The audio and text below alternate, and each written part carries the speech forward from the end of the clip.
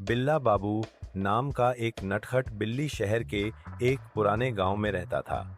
वह बहुत चालाक था, लेकिन दूसरों की चीजें चुराना उसकी आदत बन गई थी। कभी दूध, कभी मछली और कभी-कभी तो भूतिया हवेली के पास से भी चीजें उठा लाता था। गांव के लोग उसे समझाते, बिल्ला बाबू, भूतिया हवेली से दूर रहो, वहां चुड़ैल रहती है। लेकिन बिल्ला बाबू हंसता, हूफ, चुड़ैल वुड़ैल कुछ नहीं होता। एक रात चांदनी फैली थी और हवेली से खीर की खुशबू आ रही थी। बिल्ला बाबू से रहा नहीं गया। वो धीरे से दबे पांव हवेली में घुसा। रसोई में सचमुच खीर रखी थी, लेकिन जैसे ही उसने मुंह डाला, धप, दरवाजा बंद हो गया।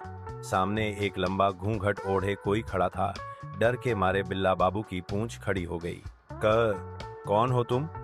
बिल्ला बाबू कांपते हुए बोला। वो थी चुड़ैल, लेकिन डरावनी नहीं, हंसती हुई। मैं हूँ चुड़ैल चंपा। मैं भी अकेली रहती हूँ, कोई दोस्त नहीं। सब मुझसे डरते हैं, लेकिन तुम तो बहादुर हो, खीर की खुशबू से चले आए। बिल्ला बाबू ने घबराकर कहा, मैं अब नहीं चुराऊंगा, मुझे छोड़ दो। चुड़ैल हंसी, डरने की जरूरत नहीं।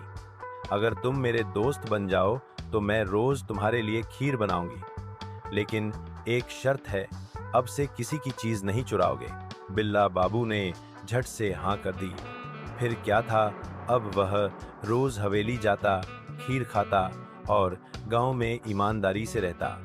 चुड़ैल चंपा भी खुश और गांव वाले भी।